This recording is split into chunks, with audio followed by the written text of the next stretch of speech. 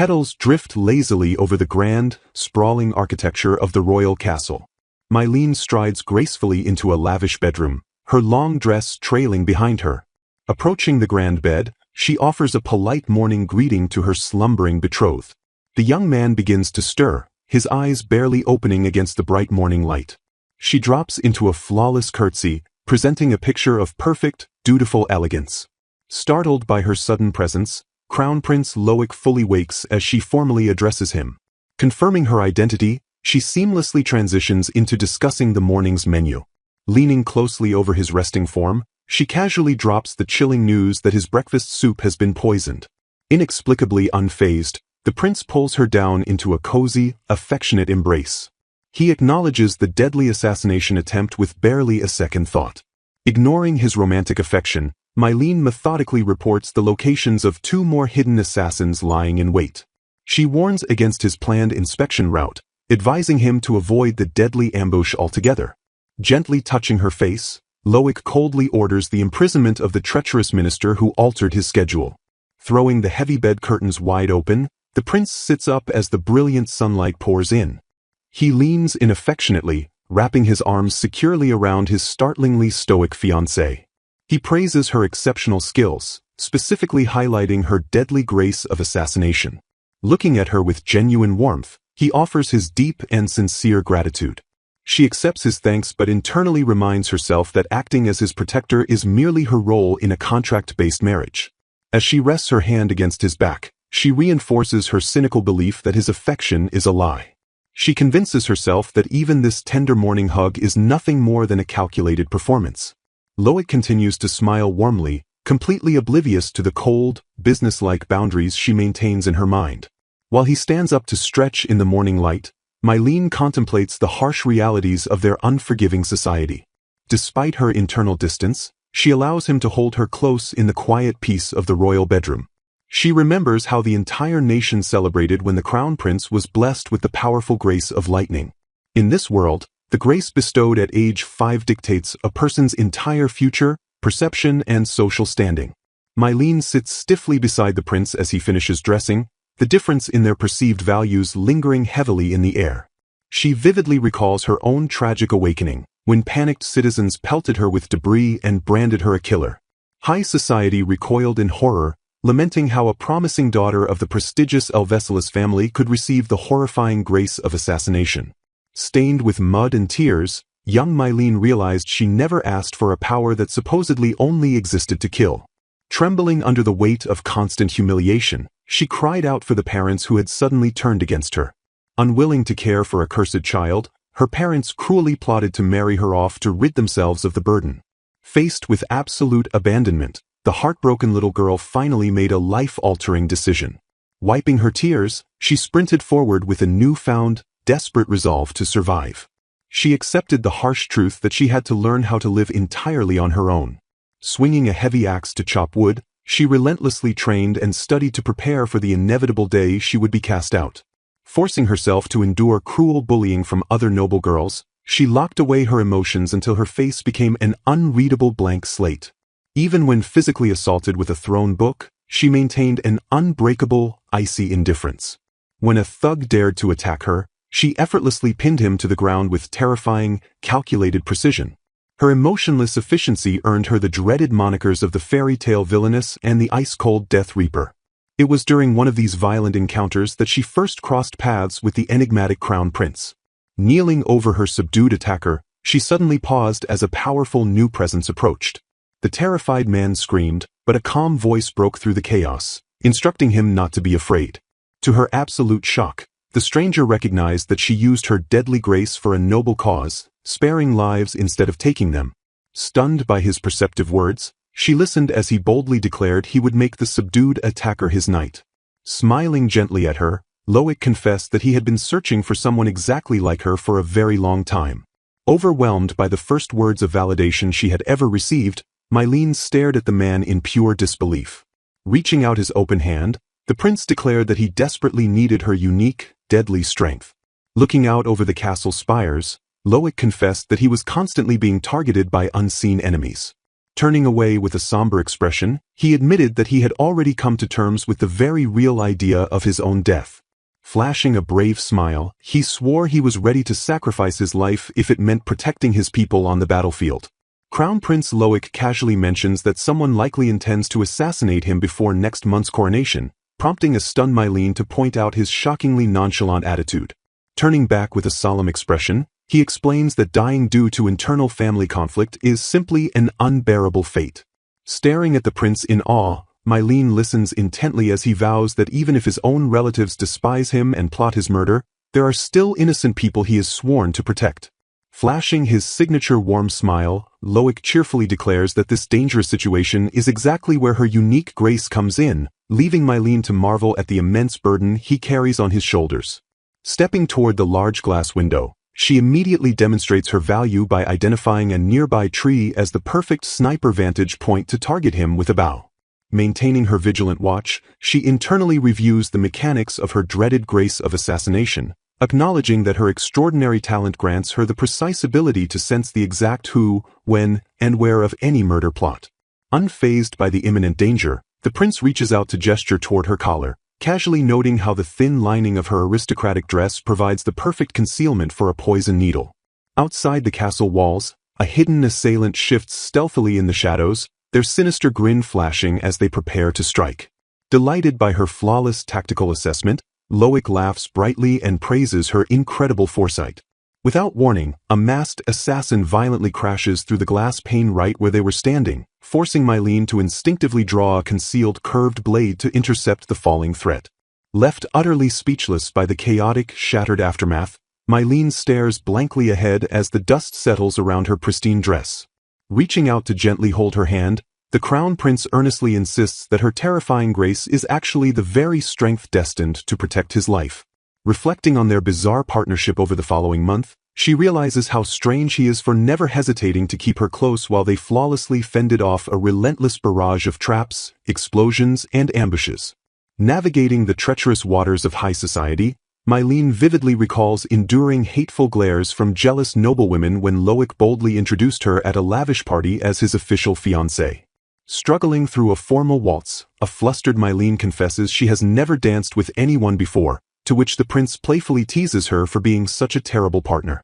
Leaning in close during their clumsy routine, she urgently whispers a grim warning that the wheels of his carriage for that evening's party have already been sabotaged. Completely ignoring the threat to his life, Loic beams with unwavering optimism and insists they practice their dance again and again without a single worry. Staring up into his eyes as they gracefully sway together, Mylene finds herself mesmerized by the man's unshakable, radiant confidence. Strolling side by side down a sunlit corridor after another entire month has passed, Mylene casually points out that they faced multiple assassins yet again today. Questioning the logic of their arrangement, she asks if it is truly necessary for her to maintain the dangerous charade of being his fake fiancé or lover, which he instantly confirms with a bright smile.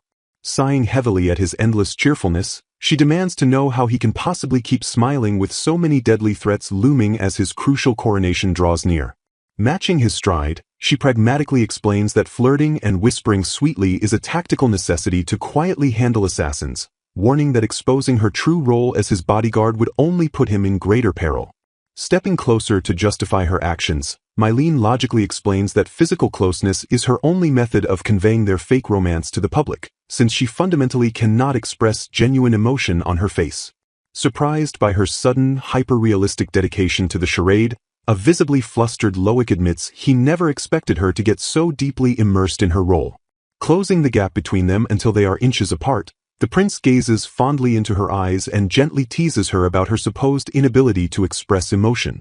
As she stiffly points out how uncomfortably close he is standing, Loic playfully steps back and apologizes for bothering her. Touching her throat with a gloved hand, Mylene silently wrestles with her own confusing feelings, internally admitting that his overwhelming proximity is not entirely unpleasant. Looking up at the towering royal, she quietly asks why he acts this way, prompting a genuinely bewildered Loic to ask why he should ever be afraid of her. Staring intensely into his eyes, she demands to know why he lacks any fear toward her supposedly cursed, death-bringing grace of assassination. Meeting her intense gaze, he thoughtfully compares her situation to his own celebrated grace of lightning, pointing out that while society praises his power for securing the future, it is ultimately just another brutal weapon meant to kill. Speaking with absolute conviction, he assures her that any talent or personality is defined entirely by how it is wielded, warmly commending her for choosing to use her deadly grace to protect others. Overwhelmed by his profound empathy and complete lack of prejudice, a deeply moved Mylene softly tells him that he is far too kind for this cruel world. Feeling an undeniable warmth blooming in her chest, she internally marvels at this incredible, resilient man whose brilliant smile rivals the sun itself. Gesturing to the treacherous palace around them, the prince self-deprecatingly jokes that his idealistic nature is exactly why he has naturally become a prime target for resentful enemies. Pausing as he notices a shift in her usually stoic demeanor, Loic softens his voice and tells her that he can see a profound sadness lingering deep within her eyes. Startled by his piercing observation, Mylene freezes as the empathetic prince gently asks if she is feeling sad on his behalf. Smiling with quiet affection, Loic notes that despite everything they have been through, she is still completely surprised by his genuine kindness. Brushing a stray lock of hair behind her ear, Mylene lowers her gaze and softly yields, admitting that she finally understands his noble heart. Locked in an intimate, breathless silence, their eyes meet in a profound moment of unspoken understanding that transcends their fake engagement. Plagued by sudden doubt, Mylene internally struggles with the heartbreaking reality that she will have to let this wonderful man go the moment his coronation ceremony concludes their temporary contract. Snapped out of her melancholic thoughts by an abrupt noise, she gasps and turns her head sharply in alarm. Seeking to offer comfort before he departs, the prince reaches out with a tender smile, gently wrapping his warm fingers around her trembling hand. The romantic tension shatters instantly as a stern royal aide approaches, officially informing His Highness that it is time to resume his grueling daily duties. Disappointed but maintaining her composure, Mylene murmurs a quiet goodbye as Loic reluctantly steps away to follow his aide down the grand hall. Left standing alone in the vast corridor, she tightly grips her own arm, her mind swirling with the painful realization that becoming physically strong did not protect her fragile heart. Walking away with her back straight, she attempts to harden her resolve by repeating her old, tragic vow to simply do her best to survive entirely alone. She violently suppresses her emerging feelings by reminding herself that her terrifying grace is a curse that caused even her own parents to abandon and despise her. Out of nowhere, a massive, shadowy figure drops silently behind her in the deserted hallway, sinisterly greeting her by her infamous title, the Ice-Cold Death Reaper. Her eyes widen in pure terror as a dark mist suddenly envelopes her, and her hypertuned senses immediately identify the ambusher's power as the inescapable grace of sleep. Hugging herself tightly as the overwhelming darkness forces her consciousness to fade, a tearful, terrified Mylene tragically admits that she finally feels like she is about to break. Mylene listens in stoic silence as the curly-haired kidnapper gloats triumphantly about finally succeeding in her treacherous scheme, shouting to the empty room that she did it. The ecstatic kidnapper boldly declares that she can finally marry Prince Loic, cheering wildly as Mylene continues to glare at her in silent, uncompromising judgment. Fueled by a toxic mix of desperation and political ambition, the curly-haired girl reveals that if Prince Loic's proposed policies keep getting implemented, her family's massive embezzlement will be disastrously exposed to the public, genuinely believing this horrific murder will make her parents proud of her. Recalling her parents' sinister ultimatum, she explains that she was initially ordered to charm the prince and secure her place as his powerful wife so the corrupt government would turn a blind eye to their crimes, but since she failed that terrible waste of an opportunity, Prince Loic must now definitively die. Stepping aggressively closer to the captive Mylene, the bitter kidnapper sneers with venomous resentment as she remembers exactly how this grand narrative was originally supposed to be before her carefully laid plans unraveled. Lost in her own deeply delusional fantasies of grandeur, she loudly questions how someone as radiantly beautiful as the crown prince could ever be killed, resolving with twisted logic that he should naturally become her husband instead. The kidnapper's furious memories flash back to a dazzling grand ball where Loic completely refused to dance with her, finding it utterly impossible to accept that he instead looked at Mylene like she was someone undeniably precious to his heart. Her festering jealousy reached its absolute peak when she demanded to know why the ominous, lethal figure known to the underworld as the Ice-Cold Death Reaper was allowed to stand so proudly beside him. Returning sharply to the present, She arrogantly boasts about using her specialized palace clearance to effortlessly kidnap Mylene without raising a sliver of suspicion, following the exact ruthless plan those hired mercenaries told her to execute. With her hated rival seemingly neutralized, she eagerly announces her dark intent to hurry back to the beautiful prince and execute the deadly backup plan to kill Prince Loic, fulfilling precisely what her treasonous parents originally wanted. Suddenly, a sharp whistling noise violently interrupts her crazed monologue, causing the curly-haired girl to snap her head around in utterly confused shock. A gleaming blade violently embeds itself deep into the wooden wall mere inches from her face, prompting her to furiously demand who ordered the sudden, lethal strike. Having effortlessly freed herself from the ropes, Mylene stands tall with deadly throwing knives poised perfectly between her nimble fingers, coldly asking the terrified kidnapper who she thinks the real target of this assassination is. Completely bewildered by the sudden turn of events, the kidnapper stammers Mylene's name in utter disbelief, entirely unable to comprehend from where or how she managed to escape her seemingly inescapable bindings. Remaining entirely unfazed by the kidnapper's panic, Mylene calmly explains that as the constantly targeted fiancée of the crown prince, she is naturally and always armed with the necessary, lethal tools for her own self-defense. As another terrifying barrage of blades strikes the splintering wood around her, Mylene firmly warns the paralyzed girl not to move, clarifying with icy precision that she didn't miss but intentionally aimed for the weapons to pass just beside her.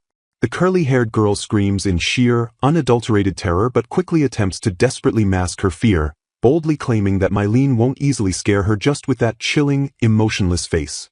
Peering down with a piercing, predatory gaze, Mylene questions how her childhood acquaintance could have possibly forgotten the immense weight and terrifying reality of her unique grace. Trembling helplessly on the floor, the kidnapper listens in screaming horror as Mylene explicitly reminds her that her divine blessing is none other than the catastrophic grace of assassination. Before the tense confrontation can escalate any further, Mylene's razor-sharp senses detect heavy, approaching footsteps, prompting her to softly warn her would-be captor that unknown assailants are coming. The kidnapper grins maliciously as she assumes her paid reinforcements have finally arrived, while Mylene sternly advises her not to push her luck in such a volatile situation. The heavy wooden doors are suddenly kicked open with tremendous, splintering force, revealing the looming, menacing silhouettes of the heavily armed mercenaries entering the dimly lit hideout. Sizing up the dangerous intruders with calculating eyes, Mylene immediately observes their terrifying killer aura and realizes with dreadful certainty that they genuinely plan to assassinate Prince Loic. Spotting their primary obstacle standing in the room, the mercenaries immediately order their men to brutally kill the ice-cold Death Reaper, disgustedly mocking how she maintains her disturbing, emotionless face even now in the face of imminent death. The curly-haired girl cheers enthusiastically from the sidelines, gleefully promising Mylene that she will die here in this miserable room while she goes on to triumphantly marry the prince. To her absolute, world-shattering shock, the mercenary leader turns his blood-stained blade toward the kidnapper instead, casually revealing that because her parents were stingy with the agreed payment, they will make a gruesome example out of her and kill her on the spot. The curly-haired girl freezes in wide-eyed, paralyzing disbelief as she violently processes the sheer magnitude of the betrayal, suddenly realizing her own hired thugs are about to ruthlessly end her life. Disgusted by their profoundly treacherous and dishonorable behavior, Mylene boldly steps forward to intercept the impending execution, furiously asking what absolute nonsense they are attempting to pull. As the ruthless mercenary aggressively grabs the screaming, helpless girl, a sudden, blinding flurry of movement forcefully interrupts his fatal, violent strike. In a stunning, breathtaking display of supernatural speed and lethal precision, Mylene leaps directly into the bloody fray and brutally slices the attacker's outstretched hand, causing crimson blood to violently spray across the room.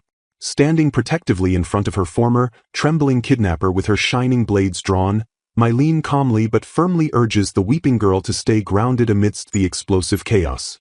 Shivering violently behind her unexpected savior, the curly-haired girl stares up in utter, tearful bewilderment and frantically questions why Mylene would ever step in to save the life of her sworn enemy. Without wasting a single breath to explain her complex motives, Mylene fiercely engages the remaining heavily armed mercenaries, unleashing a rapid, devastating barrage of tactical strikes to neutralize the imminent threat. Dodging a lethal, sweeping blow, her battle-hardened mind briefly wanders to a cherished, tender memory as she recalls the comforting wisdom someone very special once told her in confidence.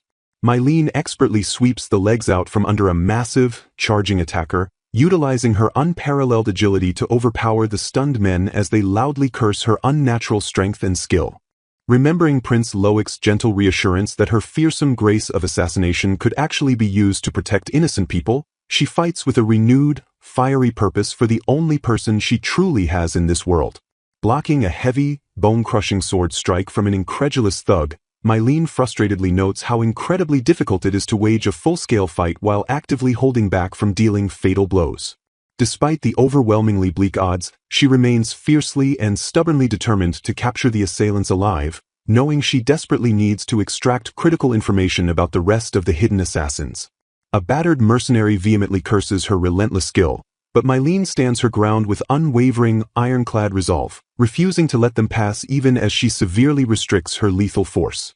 The desperate mercenary leader suddenly lunges past Mylene's impeccable guard, screaming for them to die as he aims a desperate, cowardly, and lethal strike directly at the terrified curly-haired girl.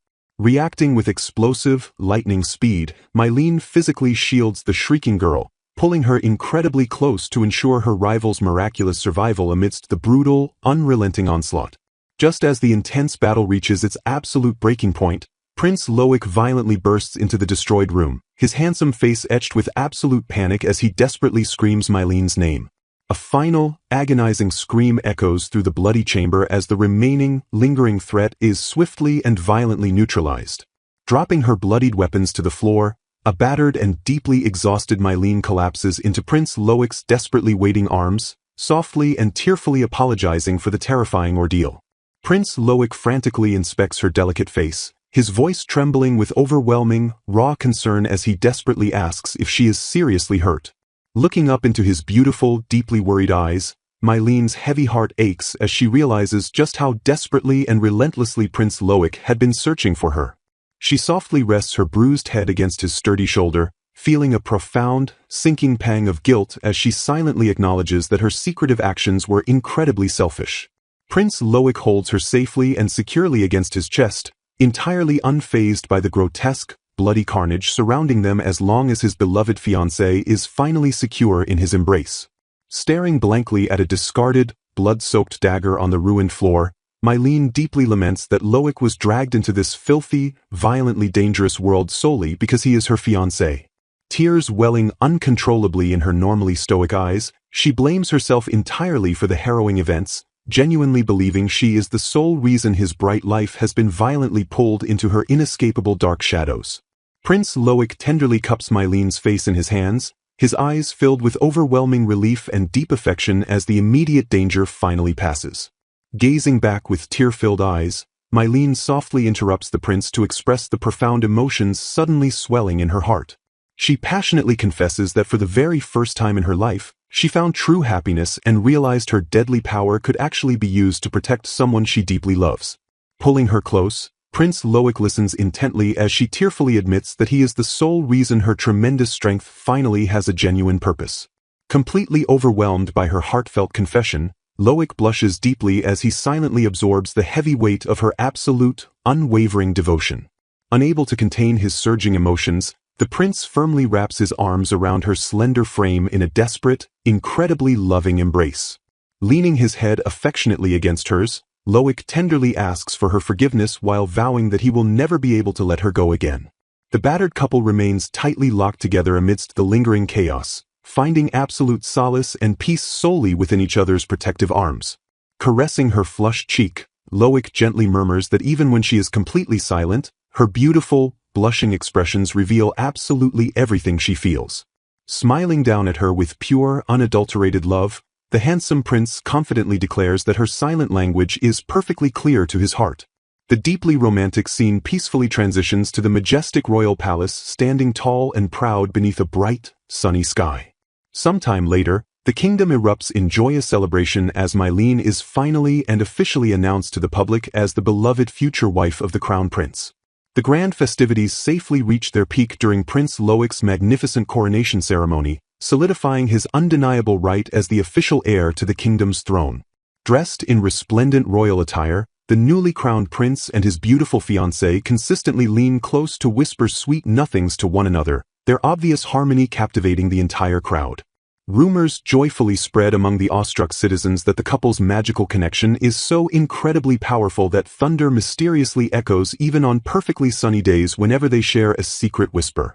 Swept up in the historic moment, Prince Loic openly gazes at his radiant future wife with profound love before proudly kissing her in front of all his cheering people. Despite the highly formal setting, absolutely no one minds the public display of affection as the deeply romantic gesture forever cements itself in the kingdom's collective memory. Concluding their beautiful tale, Mylene's profoundly bright, embarrassed blush is unanimously remembered as the single most breathtakingly beautiful sight anyone witnessed that glorious day.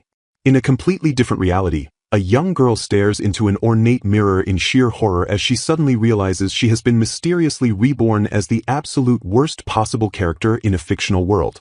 Gripping the mirror's elegant frame in desperate disbelief, she frantically questions what kind of terrible luck forced her to inhabit this specific, doomed existence out of the entire massive cast. Quickly piecing together her dire situation, she confirms that she is now Emma, the infamous, villainous daughter of a powerful nobleman residing squarely within the dramatic plot of an Otome game. She rapidly recalls Emma's tragic lore, noting how the villainess's insane jealousy over her heroine sister invariably leads to a botched murder attempt, swift condemnation, and a brutal execution. Holding her aching head in absolute exasperation, Emma internally scoffs at how utterly ridiculous and foolish it is to be pathologically jealous of a sister who is a full 7 years younger. Clasping her trembling hands together, the newly awakened Emma fiercely resolves to do absolutely anything within her power to alter the narrative and completely avoid her impending, tragic fate. Taking a deep, highly necessary breath to steady her racing nerves, she breathes a heavy sigh of immense relief upon realizing she still has 10 crucial years before the ultimate punishment strikes.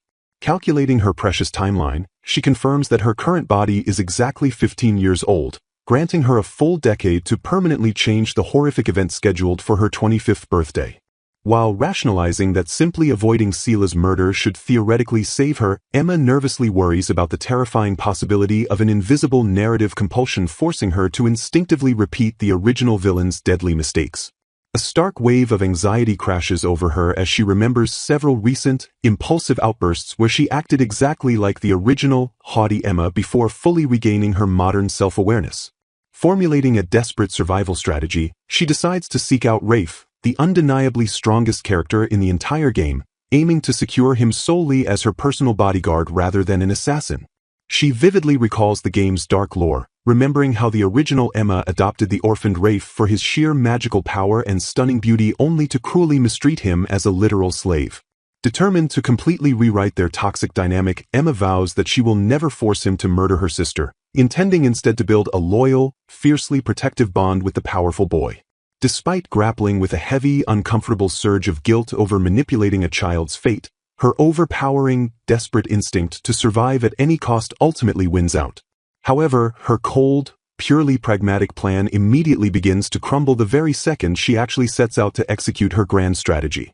Venturing deep into the grimy, bustling city slums to track down her future protector, Emma suddenly freezes in her tracks as her wide eyes lock onto a truly heartbreaking sight.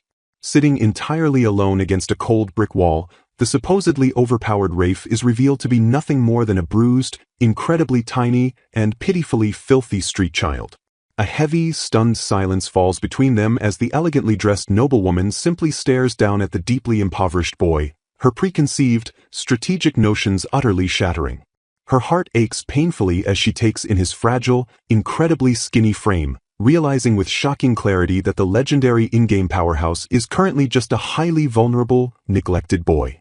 A profound, sickening wave of self-disgust washes over her as she violently hates herself for ever viewing this real, suffering child as a mere pawn or a convenient character in a fictional story.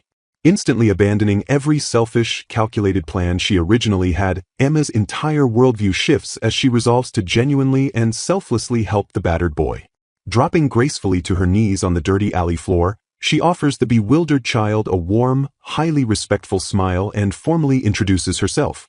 Speaking with incredible gentleness, Emma kindly extends a life-changing offer, gently asking if he would like to accompany her back to the estate to work under her protection. The cautious, wary child simply stares back at her with hardened, suspicious eyes, remaining completely silent as he attempts to comprehend this bizarre, unprecedented kindness. Extending her clean hand toward his bruised one, Emma fervently promises that she will treat him with the utmost respect and solemnly swears to never, ever hurt him. Slowly processing her remarkably sincere words, the defensive boy hesitantly shifts his gaze, a tiny glimmer of desperate hope fighting through his heavily ingrained distrust. After a tense, agonizing moment of hesitation, the small, bruised boy finally reaches out and weakly places his tiny hand into her securely waiting palm. Bringing him safely back to the lavish royal estate, Emma immediately commands her highly disciplined maids to thoroughly clean and care for the newly rescued child. The stunned servants quietly gossip among themselves in sheer disbelief, utterly shocked that the notoriously arrogant Lady Emma would ever willingly bring a filthy orphan into their pristine home. Just as Emma turns to confidently leave him in the capable hands of her staff, the terrified Rafe desperately grips the delicate fabric of her expensive dress. Peering up with trembling, tear-filled eyes and flushed cheeks, the deeply attached boy completely rejects the maids and softly begs to stay exclusively with Emma. Thoroughly disarmed by his heart-melting vulnerability, a flustered Emma clears her throat and gently agrees to stay right by his side, acknowledging that the incredibly small boy is simply terrified of his new environment. A young Emma completely ignores the shocked, trembling gasps of her household maids as she gently clasps the grimy hands of a ragged street boy, warmly inviting him inside. Rolling up her sleeves with steadfast determination, Emma rigorously scrubs the grumpy, unamused boy's hair in a sudsy bathtub, making sure to wash away every trace of the alleyway dirt. Presenting a towering, freshly prepared plate of food to the starving boy, Emma adopts a gentle but firm tone, commanding him to eat absolutely every single bite to regain his strength. The elegantly dressed maids reel backward in absolute, wide-eyed shock, thoroughly scandalized that Lady Emma would actually utter a polite thank you while instructing them to simply set the food down. Seeking refuge from the glaring sun, Emma and the boy sit comfortably together on a wide blanket under the cooling shade of a large parasol, silently enjoying a peaceful outdoor picnic. Later that evening, bathed in the soft glow of moonlight, Emma and the newly cleaned boy sleep soundly and securely beside each other in the center of a massive, lavish bed. The young boy awakens quietly in the tranquil morning light, his gaze softening considerably as he rests his eyes on Emma's peaceful, completely defenseless sleeping face. 1 year later, standing outside the towering, majestic architecture of a grand estate under a starry night sky, a slightly older Rafe earnestly asks Emma to read his favorite book to him once again. Smiling happily from beneath the thick, warm covers of his bed, Rafe admits with a tender blush that while he truly loves the story, he loves Emma significantly more. As Emma reads the story aloud, she mentally reflects on the stark contrast of her reality, noting that according to the game's original plot she found Rafe living a tragic life in an alley, yet simply treating him like a normal child made him incredibly attached to her. Gazing warmly at his gentle, contented expression, Emma realizes she no longer holds any desire to use him as a pawn as she originally intended, now viewing him entirely as a precious little brother who fiercely refuses to leave her side from morning until night. Blushing deeply and swooning internally over his sweet nature, Emma admits to herself that she initially only meant to care for him briefly, but now she simply cannot resist how utterly adorable and profoundly wonderful this angelic boy is. Choosing heavy, burdensome honesty over comforting lies, Emma reveals that she told Rafe absolutely everything about her doomed future, confessing that she might eventually be falsely accused of attempting to kill her sister and inevitably executed. With a serious, unwavering gaze, Emma tasks Rafe with studying incredibly hard to become a powerful mage capable of protecting her, a monumental duty he accepts with a sharp, determined nod. Pulling him into a tight, affectionately laughing embrace, Emma tells him she is fully counting on him, prompting Rafe to quietly but fiercely vow that he absolutely does not want her to die. When Emma cheerfully attempts to encourage him by mentioning he will enter the prestigious Magic Academy next year and make plenty of friends, Rafe's expression immediately darkens as he bluntly and coldly rejects the idea of companionship. Clinging tightly and possessively to her chest, Rafe stubbornly insists he only needs Emma and no one else in the entire world, prompting her to internally squeal over his overwhelming, adorable devotion. Despite his vehement protests, Emma secretly maintains her selfless plan, hoping he will eventually find friends and love while promising to grant him complete freedom the moment she successfully avoids her prophesied execution. Looking up at her with intense, desperate, and pleading eyes, Rafe tightly grasps her hand and fearfully asks if they will truly be together forever. After a brief, emotionally heavy silence, Emma offers a warm, reassuring smile and gently strokes his face, softly promising that they certainly will. Exactly 10 years later, a beautifully matured, elegantly dressed 25-year-old Emma pauses her serene afternoon tea as a familiar, confident voice echoes through the room to announce his return. Emma beams brightly with genuine joy, happily welcoming back a striking, sharply dressed 17-year-old Rafe who stands tall and assured at the doorway. Reflecting on the long decades since she rescued him from that dark alley, Emma casually asks how his graduation exam went, to which a smirking Rafe smoothly replies he will easily graduate at the very top of his class. Observing his confident posture and magical aura, Emma proudly notes internally that, remaining completely true to the game's original lore, Rafe has indeed matured into an exceptionally outstanding mage.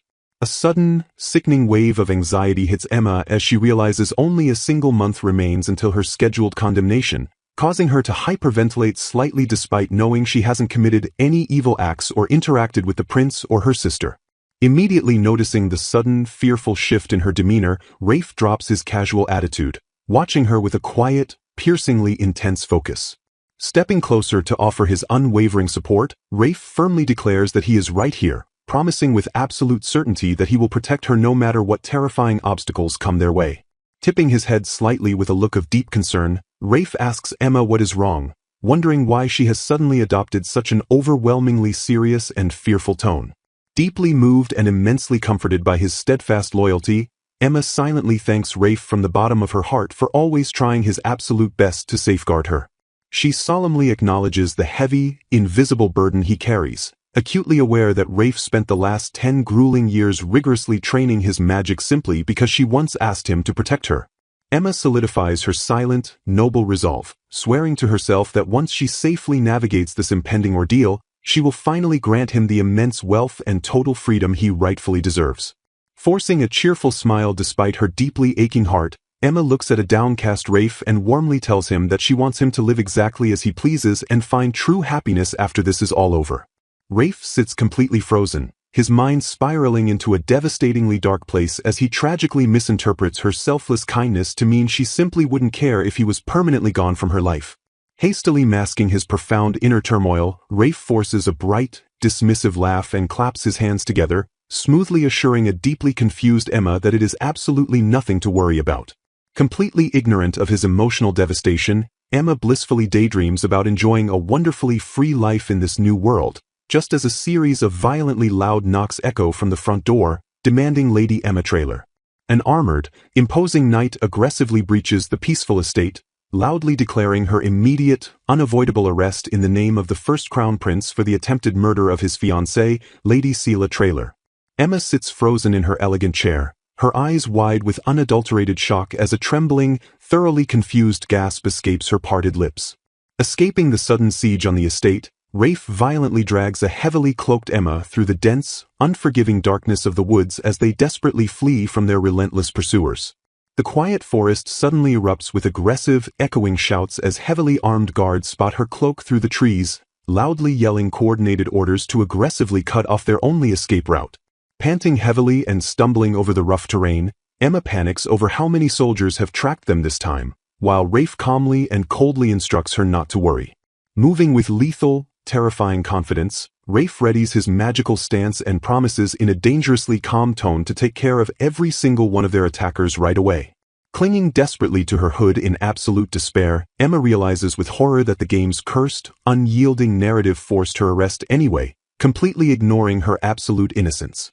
She agonizingly recalls screaming her lungs out from behind cold iron bars, entirely ignored by the guards who adamantly claimed they clearly saw Rafe's face during the brutal assassination attempt on her sister. Emma gravely reflects on the grim, exhausting reality that Rafe violently broke her out of that prison cell, effectively forcing them to live a grueling life perpetually on the run from the kingdom. As a heavily armored knight raises his lethal blade right behind her back, Emma desperately questions if the game's narrative railroaded them into this nightmare, staunchly refusing to believe her sweet, kind Rafe could ever commit such a heinous attack. Spinning rapidly with flawless, deadly precision, Rafe swings his weapon in a massive, devastating magical arc, effortlessly striking down the ambushing knights before they can even land a blow. With the immediate, bloody threat fully neutralized, Emma breathlessly and gratefully thanks Rafe for his protection, agreeing softly as he casually suggests they finally head back to their hideout. Turning over his shoulder with a chillingly dark, wildly satisfied smile that borders on madness, Rafe proudly announces to her that he took care of them all. Gripping her delicate hand tightly in his own, Rafe silently leads a bewildered Emma deeper into the oppressive, concealing shadows of the tall, overgrown forest grass. Slumping exhaustedly on the rough wooden bench of a heavily hidden cabin, Emma stares blankly into the surrounding wilderness and softly asks her protector how long they will have to keep running like this. Staring ahead with a somber, resigned expression, Emma realizes that the prince's relentless hunt for her is likely fueled by his mad, overwhelming love for her sister. Looking down with a heavy heart, Emma gently tells a worried Rafe not to apologize, carrying the deep guilt that she failed to give him the freedom she once promised. Meeting her gaze with an unyielding, intense devotion, Rafe firmly declares that his entire existence is dedicated solely to her protection. Touched by his unwavering loyalty, Emma's troubled expression softens into a gentle, genuine smile as she softly thanks him. Happily munching on street food in simple, comfortable clothes, Emma cheerfully notes that memories from her past life make living like an ordinary girl far more comforting than the rigid life of a noble. Despite the constant danger and life on the run, Emma smiles warmly to herself and admits that she truly loves the peaceful life they have built together. Gently taking her hand in his, Rafe earnestly confesses his own happiness as long as they are together, while Emma silently agrees that having him by her side makes even the pain of being hunted completely worth it. A deep blush spreads across Emma's cheeks as Rafe bows his head with profound reverence, gently and affectionately pressing a kiss to the back of her hand. Promising to shield her for all eternity, Rafe swears his everlasting protection, to which a deeply moved Emma softly and gratefully agrees. Sitting comfortably on a wooden bench beside him, Emma laughs lightly and concludes that, despite not getting the life she once dreamed of, she has done remarkably well for a former villainess. Later that night in their secluded cabin, Emma sleeps peacefully while Rafe sits quietly on the edge of the bed, watching over her like a silent guardian. Staring into the quiet room, Rafe grimly reflects on his past, remembering how he was just a discarded boy left to die in the streets, abandoned by his parents and living worse than a dog before Emma found him. He solemnly recalls his original, cynical intentions upon meeting her, having fully planned to ruthlessly take advantage of a naive noble girl's whim just to avoid starving to death, even if she treated him like a slave. His expression softens completely as he remembers Emma's unbelievable kindness, offering her hand and treating a boy with absolutely nothing like a precious human being wholly worthy of love. Thinking back to her warm, comforting embraces, Rafe realizes he found the genuine emotion and profound tenderness with Emma that even his own parents brutally denied him. Gently reaching out to brush a stray lock of hair from her sleeping face, Rafe quietly and breathlessly whispers that she is truly beautiful. Staring down at her with a heart full of deep, agonizing affection, he silently admits that he inevitably fell completely in love with her, slowly opening his violently closed-off heart. A dark, chilling glint flashes in his eyes as he recalls the fateful day of the assassination attempt, fully admitting to himself that he deliberately failed to kill her sister and purposefully showed his face to the guards. Gripped by a heavy, twisted guilt, Rafe acknowledges that Emma remains entirely ignorant that the horrifying injustice and near execution she suffered were masterfully orchestrated by him, making her blind trust and pure smiles physically hurt.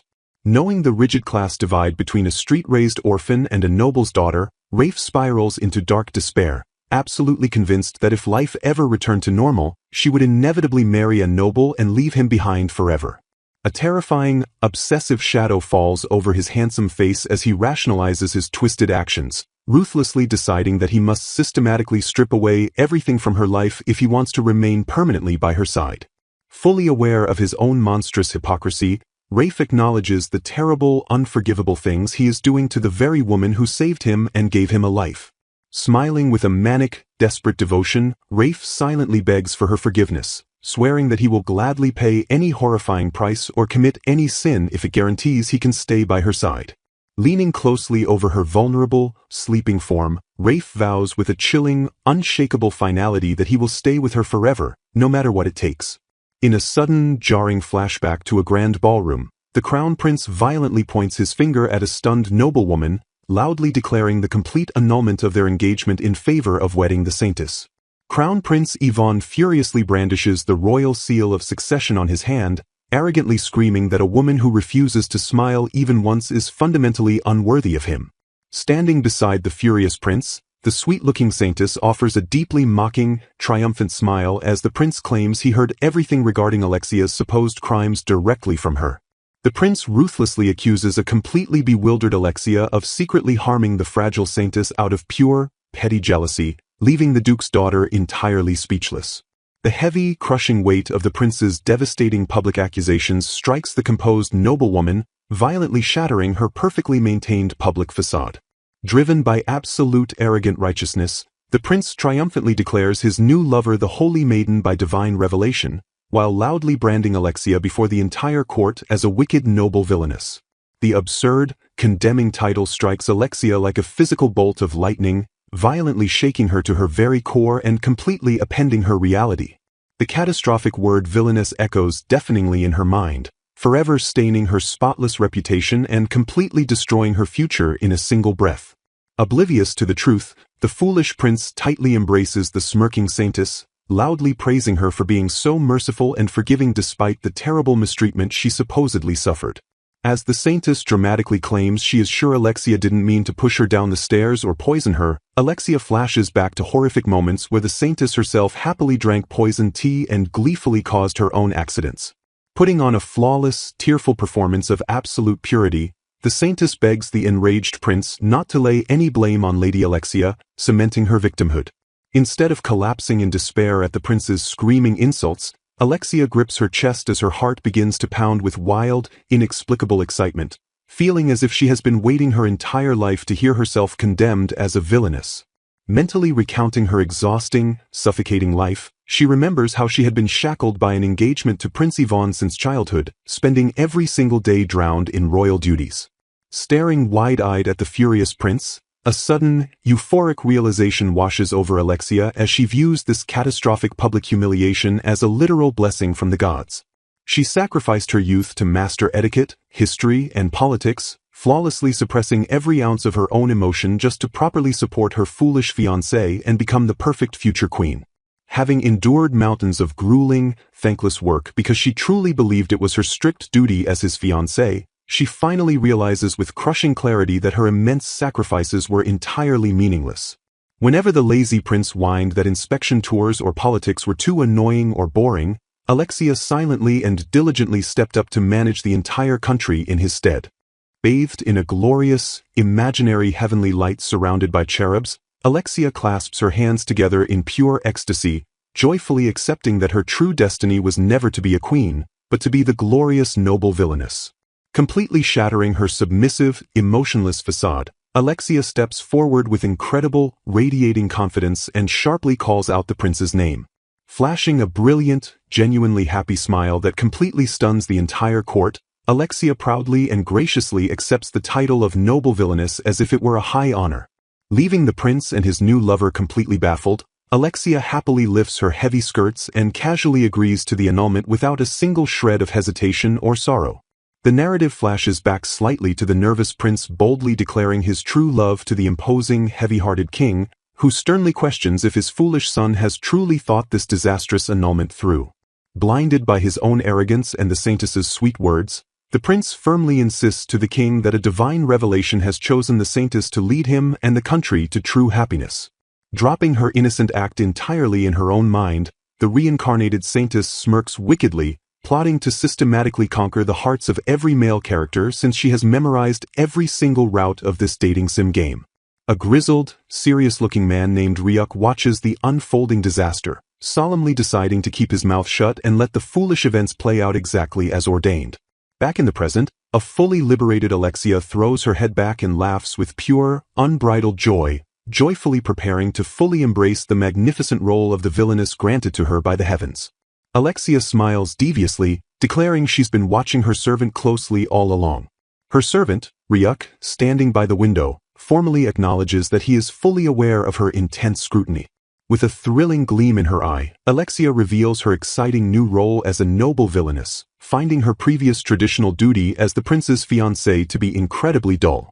Ryuk calmly notes that she is finally starting to reveal her authentic, true feelings about her situation. Thrilled by her villainous awakening, Alexia dramatically strikes a pose in her elaborate rose-adorned gown and asks if this new title means she can finally do all the bad things she wants. Ryuk affirms her question, but gently requests that she keep her mischievous acts within the bounds of the law. Blushing with sheer excitement about where to start her wicked deeds, Alexia decides that the very first step must absolutely be to annoy Prince Ivan. Ryuk, observing her mischievous joy, prepares to offer his dedicated assistance. Leaning in closely to whisper in her ear, Ryuk tells the thoroughly impressed Alexia that he has a perfectly fitting suggestion for her devious plan. Alexia claps her hands together in delight, praising Ryuk's absolute brilliance as they conspire to create a magnificent nuisance. Ryuk then asks if she would also like to hear a mischievous idea of his own, to which she eagerly agrees. Looking up at Ryuk with sudden vulnerability, Alexia takes his hands and earnestly asks if he will always remain by her side. Continuing her thought, she reminds him that from now on he will no longer be serving the prince's fiancée, but rather a noble villainess, and asks if he truly understands the weight of that shift. Smiling gently at her earnest concern, Ryuk softly questions what she is even saying, implying his loyalty was never in doubt. With unwavering devotion, Ryuk declares that he does not care about her title or who she is. He serves her simply because she is his lady. Touched by her sweet servant's words, Alexia listens as Ryuk vows that even if her chosen path leads straight into the depths of hell, he will stay by her side until the very end. Clasping her hands tightly in his, Ryuk asks for her permission to stay with her until the end, and she readily commands him to do so. The next day in Ivan's surprisingly empty office, an energized Alexia enthusiastically commands that they begin their operations at once. With a confident flourish, Alexia kicks off the official deeds of the noble villainess. Alexia brightly greets the staff, who remark that because His Highness rarely visits, her dominating presence makes the office feel entirely like her own personal space. Shocked by the incredibly detailed files suddenly presented to her, Alexia wonders how Ryuk gathered such comprehensive information in such a short amount of time. Ryuk humbly explains that he took the initiative and had already compiled the files on all the relevant individuals. With a secretive smile, Ryuk reveals he used a special technique to gather the intel, leaving Alexia stunned that he even kept secrets from her as a sudden knock interrupts them. Ryuk formally announces to his lady that the Prime Minister has arrived at the office. A highly irritated and busy Prime Minister demands to know what Lady Alexia needs from him, aggressively urging her to be brief. Noting his exceptionally bad mood, the self-proclaimed noble villainess coolly agrees to keep her request brief. Resting her chin on her hands with a calculated stare, Alexia outright states that her sole intention is to annoy Prince Ivan. The frustrated Prime Minister complains that he is already completely overwhelmed with the heavy criticism and issues surrounding the prince's controversial new casino project, which he personally plans to destroy. Thoroughly exasperated, the Prime Minister snaps that he absolutely does not have any time to waste on her foolish and nonsensical matters. Further venting his immense frustration, the Prime Minister reveals that on top of everything else, the prince wants to open casinos, which completely catches Alexia off guard. A wicked smile slowly creeps across Alexia's face as she asks the Prime Minister to repeat exactly what he just said about the casino. The Prime Minister laments the extravagant plans featuring columns of gold and wine fountains, agreeing that if completed, it will become a money-eating monster, leading Alexia to note that Prince Ivan is eagerly awaiting its completion, so she plans to eliminate the beast completely. Laughing maniacally, Alexia gleefully imagines just how absolutely furious His Highness will be when he finally discovers that his precious casino project has been cancelled. The panicked Prime Minister stammers that they have repeatedly tried and failed to persuade the stubborn prince to abandon the project, highly doubting he will give in so easily. Striking a dramatic, imposing pose, Alexia confidently reminds the trembling Prime Minister that she is the noble villainess. Unrolling an official decree, Alexia proudly declares that she has already received permission from His Majesty the King to take charge, and will take full responsibility for fulfilling her villainous role. With a terrifyingly enthusiastic expression, Alexia loudly proclaims that the casino project is officially cancelled as part of her direct harassment campaign against the prince. Alexia smoothly suggests reallocating the newly freed funds and manpower to improve infrastructure, confident that His Highness won't even notice the strategic shift. The Prime Minister's eyes widen in sheer shock as he realizes her cancellation directly prioritizes the reconstruction of recently collapsed bridges leading to the capital.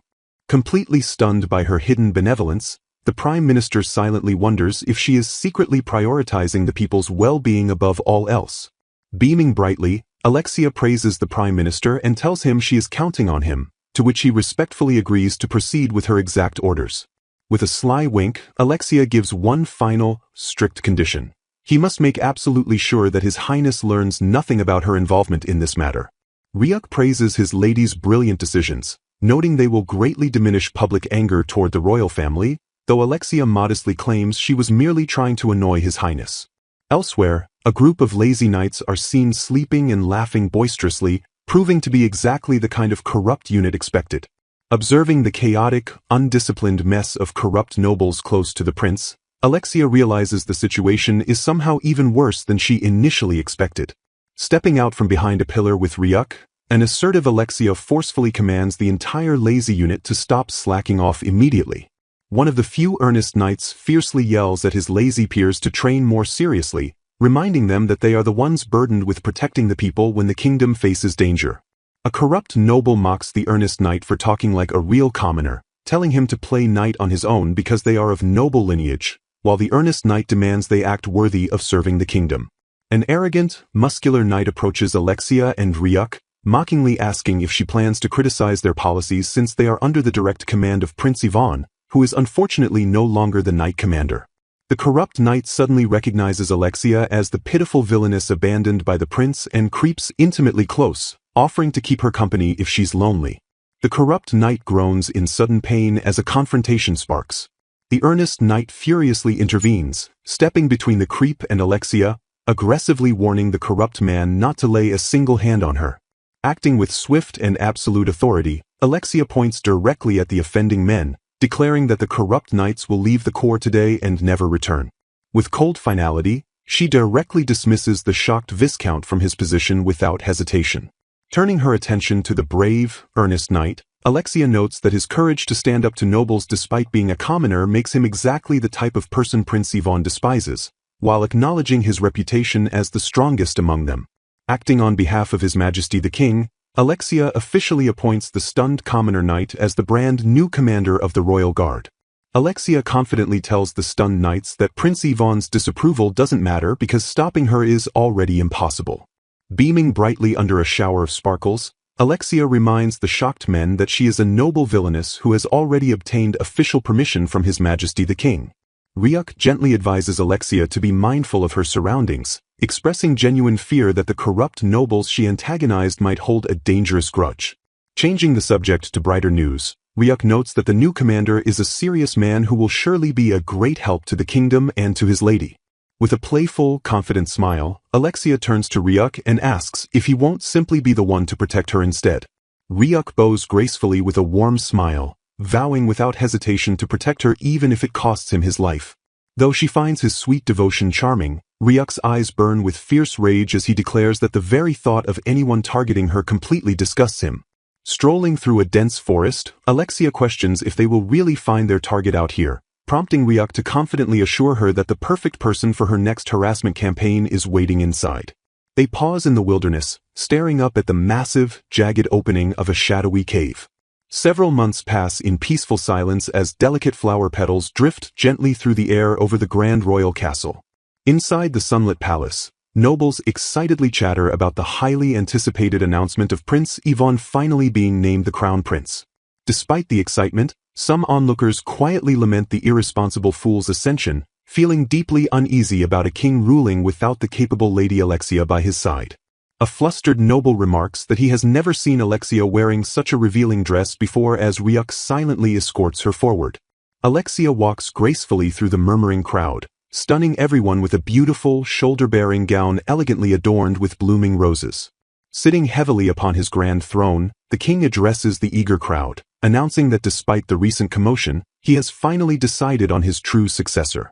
The imposing monarch looks out over his subjects, acknowledging that everyone has waited a long time for this historic moment. Gesturing grandly toward the stunned audience, the king formally declares that he is entrusting the succession of the kingdom's throne to his chosen heir. The entire court gasps in pure, wide-eyed shock as the king officially names Alexia Lamy as the new ruler. Alexia steps forward gracefully, her floral shawl slipping slightly to reveal her bare shoulder as she embraces the heavy weight of her new position. The crowd panics as a shocked noble spots a distinct mark on Alexia's chest, instantly recognizing it as the sacred symbol of the rightful heir to the throne. Smiling warmly, Alexia humbly and respectfully accepts the royal decree while proudly displaying the dark rose crest on her collarbone. A completely devastated Yvonne screams at his father, aggressively demanding to know how Alexia could possibly be named the heir instead of him. Ignoring her ex-fiancé's outrage, Alexia addresses the court, revealing that she has proudly borne the royal heir's crest since she was a small child. Pointing directly at the bewildered Yvonne, Alexia casually mocks him for completely forgetting about the royal mark's existence. Alexia explains that she always hid her neckline to keep the crest a secret because she never originally intended to become the queen. The king sharply criticizes Yvonne, noting that while he spent months lazily fawning over the saintess, Alexia was busy dismantling a corrupt casino project to build bridges and create job opportunities. A sweating, panicked Yvonne realizes the king knew everything, but the furious monarch reminds his son that he abandoned Alexia for another woman even after being told the truth. The king continues to list Alexia's noble deeds, highlighting how she rehired a wrongfully fired magical chemistry researcher to privately develop medicine for the people. Furthermore, she systematically replaced the kingdom's rotten knights by appointing a new, upright commander to lead the royal guard. Staring down at his pathetic son in disgust, the king demands to know if Yvonne has achieved even a single thing while Alexia accomplished countless deeds that benefited the realm. Yvonne hyperventilates in utter disbelief, his entire worldview crumbling as he realizes that Alexia truly possesses the royal crest. Begging his father to reconsider, Yvonne is coldly shut down by the king, who admits his hopes for Yvonne's improvement under Alexia's guidance were completely wasted due to his arrogant selfishness. Yvonne and his mistress scream in furious denial, violently refusing to accept that the throne he believed was rightfully his has been snatched away. The king dismisses the pathetic tantrum and warmly invites Alexia to step forward and take her rightful seat upon the throne. Standing tall before the royal seat, Alexia looks out over the awestruck crowd as she is officially recognized as the reigning queen of this new kingdom. Ryuk smirks and remarks that toppling Prince Yvonne to sit on the throne herself is a wonderfully villainous move. Alexia playfully credits Ryuk's suggestion for her ascension, teasing him about his incredible information network and wondering if the gods secretly spoke to him as well. A flashback reveals Ryuk leaning in to whisper in Alexia's ear, boldly suggesting they make her the queen instead. Looking fondly at his queen, Ryuk admits he had planned to stay silent but simply couldn't ignore the pathetic fools who actively tried to bring her down. Ryuk remembers her perfectly well from their childhood, recalling a noble and graceful young girl with a beautiful face and a voice as soft as a bell. He visualizes her elegant childhood form, confirming his deep-rooted admiration for her true, unwavering nature. Holding his modern smartphone, Ryuk secretly realizes she is the exact same villainess he fell deeply in love with while playing an otome game in his past life. Smiling softly to himself, Ryuk reflects that he never imagined he would be reincarnated just to serve her, making it his absolute greatest joy. Shaking off his muttered thoughts about hidden routes, Ryuk admits to himself that the real surprise wasn't her becoming queen, since he had played that exact path hundreds of times. Blushing deeply, Alexia asks Ryuk if he will always stay by her side and support her, not just as a servant, but as the queen's beloved consort. Kneeling reverently to kiss her hand amidst falling petals, Ryuk smiles and vows to be by her side forever as her devoted consort. Meanwhile, in a lush, mountainous landscape, focus shifts to a rare, heavily guarded harvest known as the fruit that summons the dragon. The narrative explains that this highly sought-after fruit emits a scent that lures mighty dragons, making it nearly impossible and extremely dangerous to grow. Standing tall with fierce determination, a powerful new figure is introduced as the only noblewoman with the pure strength to bring such a beast down. This fierce, striking woman tightens her gloves, renowned across the land as the legendary Lady of Beasts. Whispers echo through the darkness as unseen voices declare what they call her. Gossiping nobles eagerly discuss the rumors surrounding the daughter of the Citrusino family, claiming she broke off her engagement after striking her fiancé's pet. Murmurs of disgust ripple through the crowd as they brand her a terrifying beast, worried she might attack their own delicate pets. The subject of their cruel whispers is none other than L'Emanuel Citrusino, the daughter of Baron Citrusino. Back at Citrusino Manor, head servant Mealy cheerfully welcomes his young miss back from her outing, optimistic that getting out occasionally is good for her. To his utter disbelief, Mealy finds L'Emanuel tightly curled up in her bedsheets, horrified that she has wrapped herself into a blanket like a cabbage larva once again. Peeking under the covers to find her tearful and trembling, A bewildered Mealy asks if something terrible went wrong during her trip to the city.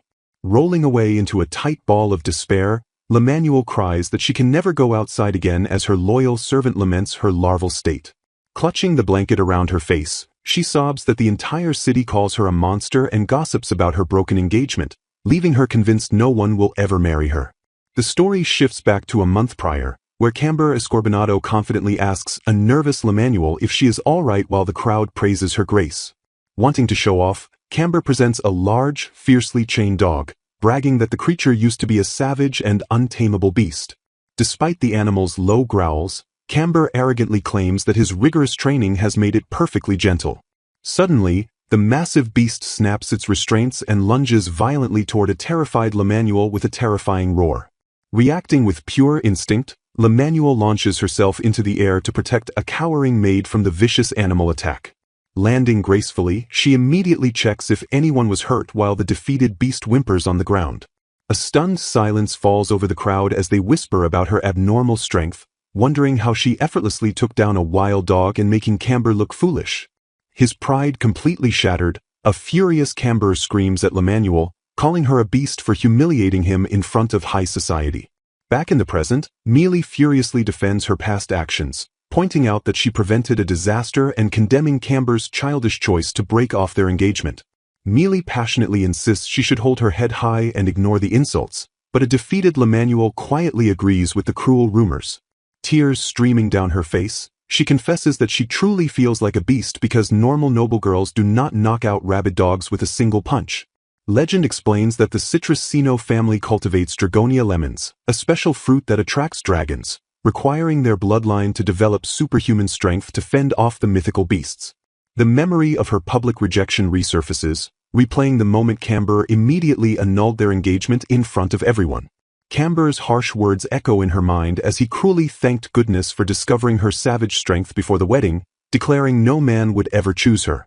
Spiraling into misery, she cries that the terrifying humiliation has ruined her life, completely devastated by the sudden realization that she was never normal to begin with. Attempting to comfort his distraught master, a gentle Mealy begs her to stop crying, pointing out that she has begun anxiously chewing on her own hair. He softly reaches out to comfort her as she continues to obsess over being labeled a beast. Startled by his touch, her enhanced reflexes take over and she accidentally sends Mealy flying backward, instantly panicking and screaming her apologies. Mealy lands on his feet and puffs out his cheeks in a comical display of mild annoyance. Recovering instantly, Mealy angrily yells that taking down a dog is nothing to be ashamed of, stubbornly claiming he could do it too and that getting hurt from her light touch just means others are fragile. A sheepish L'Emanuel softly apologizes for tossing him, to which a proud Mealy stands with his hands on his hips and accepts her regret as long as she understands. His demeanor shifting to absolute sincerity, Mealy vows that after a decade of service, he is prepared to stand by her side for the rest of his life. Staring intently into her eyes, he challenges her complacency by asking if she is truly okay staying hidden just as she is right now. Her servant's poignant question strikes a chord, prompting L'Emanuel to look out into the moonlit night and seriously question her current miserable existence. Clenching her fists with newfound resolve, she definitively decides that she cannot continue living as a frightened shadow. Suddenly, the bedroom door swings open to reveal her father, Baron Citrusino, wearing a deeply distressed expression. An aide tries to reason with the Baron about a formal invitation, but the furious father roars that the scoundrel is just trying to tarnish L'Emanuel's reputation further. Calming down slightly, the Baron reveals the grim news that Lord Camber Escorbinado has audaciously invited them to a grand evening party with the other noble families. L'Emanuel immediately panics and wonders if she did something wrong, prompting her weeping father to sweep her into a tight hug and desperately assure her of her innocence. The Baron cries that Camber knows her mother is dead, while the aide points out the invitation's cruelest trap, which strictly demands attendance with a partner.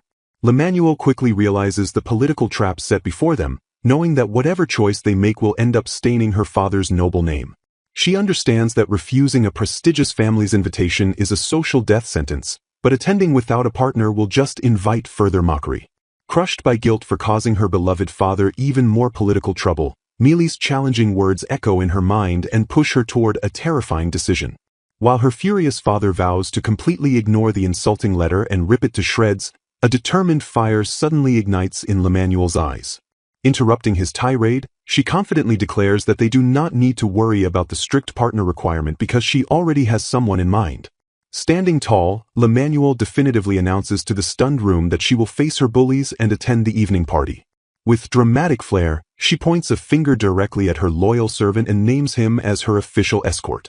Completely caught off guard by her bold declaration, Mealy freezes in place and awkwardly sweats as he realizes what she just did. Time skips to the night of the lavish Escorbinado party, where murmurs of awe replace whispers of scorn as a stunning couple makes their grand entrance. Gazing up at her fiercely loyal companion, L'Emanuel marvels at his handsome features, thinking he looks as flawless as a marble statue. Dressed in impeccable noble attire, Mealy stands proudly by her side, completely transforming from a humble servant into a living masterpiece ready to defend her honor.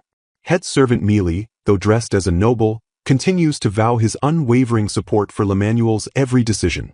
Lord Camber stares in absolute shock, his plan to make L'Emanuel a laughingstock backfiring as he wonders how a beast could have such a handsome partner.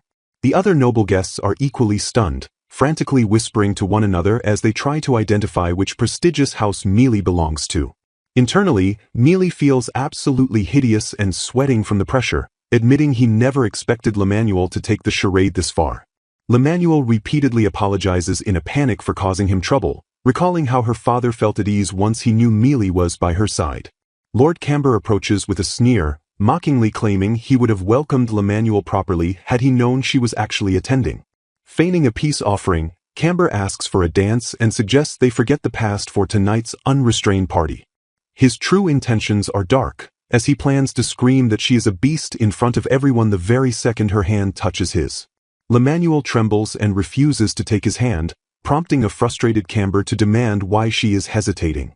With a chilling look, L'Emanuel tells Camber to look behind him as a massive shadow looms over the ballroom.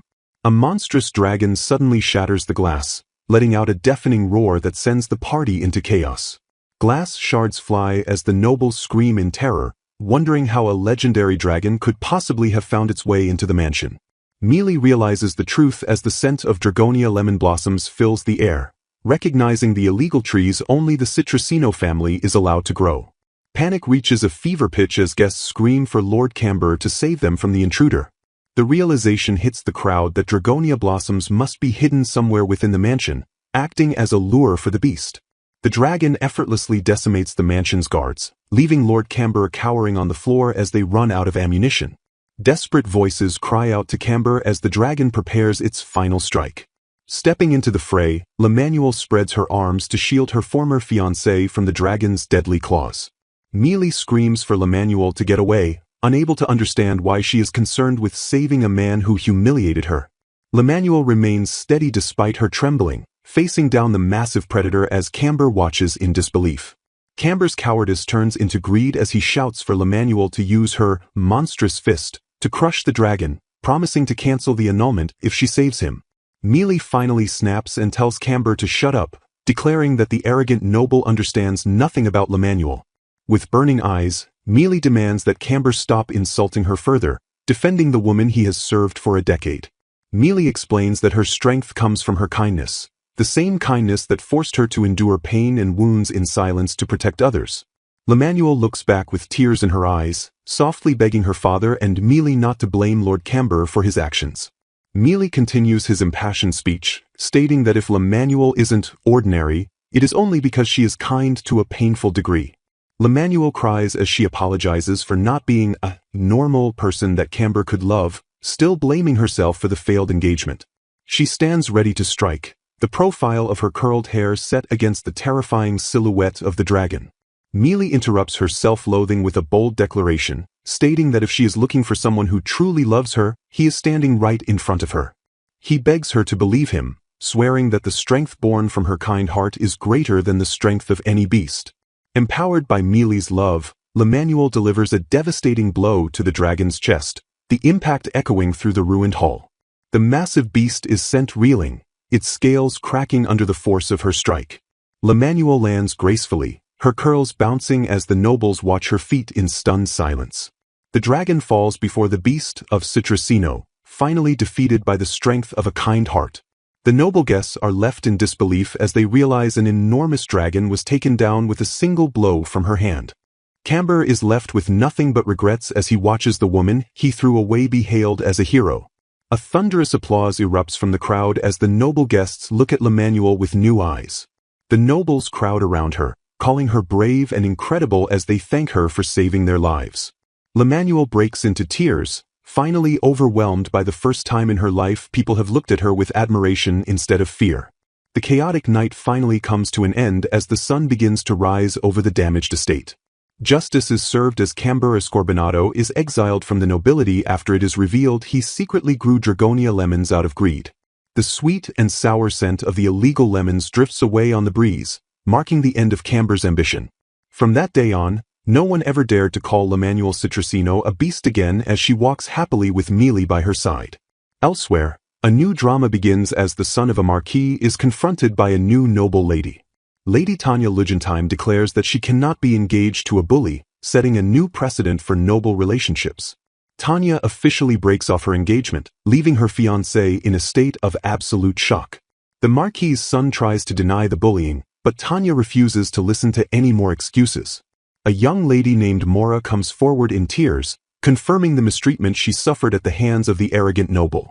Tanya reveals she investigated the matter herself, proving that there was no misunderstanding despite her fiancé's protests. The story concludes with the arrogant noble's fall, proving that kindness and truth will always triumph over bullying in high society. A young girl eagerly tried to suggest romance novels, thinking you would enjoy them since you love reading. Despite being coldly brushed off, she didn't give up and eventually came back to you with top-level philosophy books of the exact type you prefer. You mocked her terribly for being awful, but a mysterious voice assures you that they are actually on your side. The girl's true intention was simply to offer advice, suggesting it is better to start with an introductory book since top-level philosophy requires a much higher level of comprehension.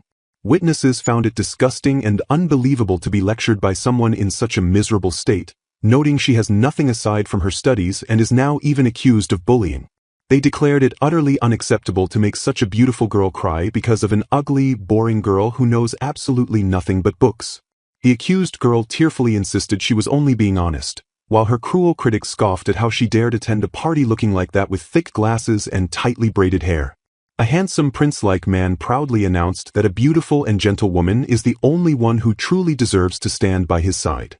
Tanya's dream was completely shattered by their harsh words as the man bid her farewell, publicly shaming her as an ugly, boring, book-addicted girl.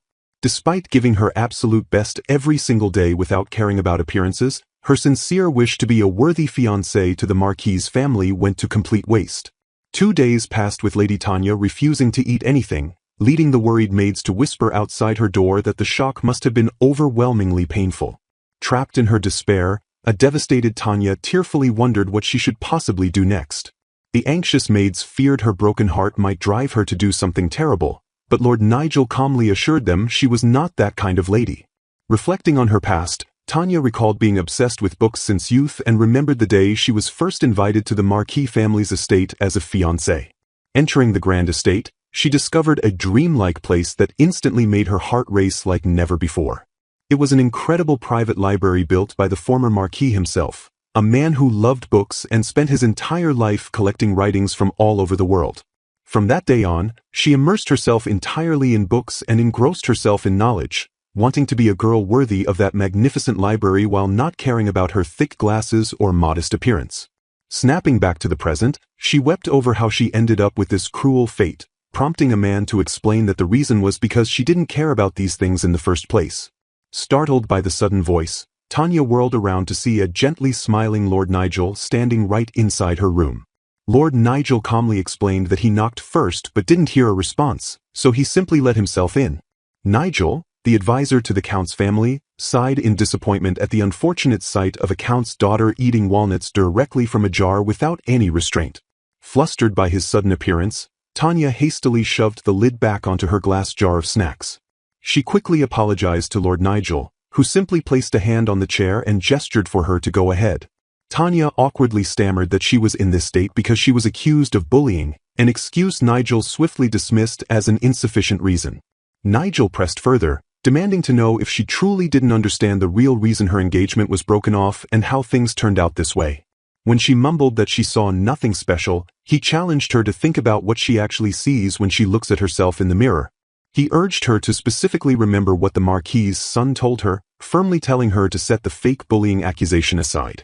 Defeated, Tanya recalled the unfortunate truth that her former fiancé brutally called her an ugly, boring, and book-addicted girl. Nigel bluntly confirmed that she has come to be seen by society just as described, viewed as highly unattractive and completely neglectful of her appearance.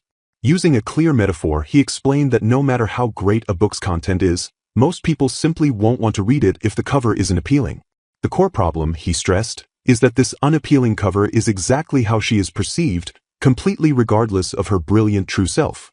Nigel locked eyes with her and stated firmly that the exact same logic applies to humans because first impressions matter a lot. He wanted her to realize her grave mistake, explaining that because of her total obsession with books, she completely neglected her appearance and allowed people to judge her poorly from the very first glance. While acknowledging that knowledge and culture are indeed very important for a noble daughter, Nigel reminded her that appearance is just as important because she represents her family's name. He added that her personal reputation ultimately reflects heavily on the entire family's standing in society. Looking down, Tanya sorrowfully admitted she was wrong to believe that studying hard and making herself worthy of the library would be enough on its own. She realized that neglecting such an important aspect was a mistake, wondering if paying just a little attention to her appearance would have saved the engagement despite the cruel descriptions thrown at her. Staring forward with sudden fierce resolve, Tanya clenched her jaw and declared that after everything she had endured, she now felt a bit angry. Nigel completely agreed that the Marquis's son took it too far, pointing out that the man completely looked down on her and never once saw her for who she truly was. Apologizing for the dusty mess, Nigel gently placed a hand on her shoulder and told her to come with him because he wanted her to realize something else too. He sat her down at a vanity that was full of dust, prompting a surprised gasp from Tanya as he suddenly removed her thick glasses. Nigel immediately got to work, skillfully wielding makeup brushes and untying her hair to completely transform her look. Stepping back to admire his handiwork, Nigel praised the excellent result and noted with satisfaction that she had become a completely different person. He hummed quietly, taking a moment to inspect her stunning new appearance from a distance. He passionately told her she needed to understand the truth. She possesses a priceless innate gift and is naturally beautiful with a truly unique quality. Nigel smiled warmly, pointing out how absolutely amazing it is that just a simple touch of makeup completely changed everything about her presence. Tanya stared at her own reflection in sheer disbelief, completely speechless at the overwhelming and gorgeous transformation she saw in the mirror. Handing her a beautiful new frill dress, Nigel promised to teach her everything she needed to know, from makeup techniques to a refined sense of style and how to properly dress. With a sharp, confident gaze, Nigel stepped beside her and declared that it was now time to begin their glorious journey of revenge. The story officially sparks to life as a final congratulatory banner celebrates the engagement once again, marking the thrilling start of Tanya's grand comeback. The grand ballroom buzzed with elegant guests arriving to celebrate a high society event. Whispering among themselves, the ladies gossiped about how disastrous the previous fiancé was and how beautifully patient the new couple looked together. They cruelly pitted the former woman as a bully with no redeeming qualities whose engagement was broken just because Lady Mora was prettier. Suddenly, the murmurs died down as a mysterious, captivating figure confidently entered the grand hall. Elegantly braided hair and a sparkling jeweled choker drew the awestruck gaze of every attendee in the room. The surrounding crowd froze in their tracks, entirely captivated by the breathtaking presence walking past them. Blushing ladies nervously fanned themselves, marveling at the stunning woman and admitting there is always someone more beautiful out there. Escorted by the dapper Lord Nigel, a completely transformed Tanya made her magnificent entrance with an aura of absolute grace. The Marquis's son and his new fiancée turned in complete shock, stunned by the radiant beauty standing before them. Utterly mesmerized, the young lord stepped forward and awkwardly wondered aloud if he somehow didn't know a woman this beautiful. With a perfectly poised smile, she introduced herself to Lord Hughes Fontaine and formally offered her congratulations on his new engagement. Stepping closer, she deliberately pushed up her signature glasses with a sharp, calculated glare. The crowd erupted into absolute pandemonium as she revealed herself as Tanya, leaving everyone utterly stunned that the boring, book-obsessed girl could look like this. Having delivered her piece, Tanya calmly apologized for the disturbance and stated she would now take responsibility by leaving. Panicking, a desperate Yuz lunged forward and begged her for just a single moment of her time for one dance. Completely ignoring his current fiancée's outrage, Yuz groveled for a second chance and swore that Tanya was the only one who truly deserved his heart. Pausing her dramatic exit, Tanya glanced back at the pathetic, pleading man over her shoulder. Feigning flattery, she noted how honored she was by his words and teasingly suggested she wouldn't mind a single dance. Her expression instantly hardened into pure disgust as she viciously called him a blind fool for judging people entirely by their appearances. Leaving Yuz screaming her name in despair, Tanya smirked behind her fan and offered a mockingly polite farewell. Her breathtaking revenge instantly flipped her reputation upside down, transforming her from an ugly bookworm into a stunning goddess that the crowd worshipped. Safely outside the estate, Lord Nigel warmly praised Tanya for her amazing performance, leaving her sighing in deep relief. He smiled softly, assuring her that he always knew she was fully capable of pulling this off. Tanya humbly shook her head, expressing her deepest gratitude to Lord Nigel for his invaluable guidance. Revealing that he had been watching her the whole time, Nigel proudly commended her for being honest, hardworking, genuine, and truly beautiful. Flustered by his overwhelming praise, Tanya blushed deeply and admitted she didn't know how to respond. Turning her gaze back to the grand estate, she noted with a hint of sorrow that this would be her last time looking at the magnificent library. Stepping up beside her, Nigel confidently suggested that she could simply build her very own library instead. Her eyes widened with sudden realization as she fully grasped his brilliant idea.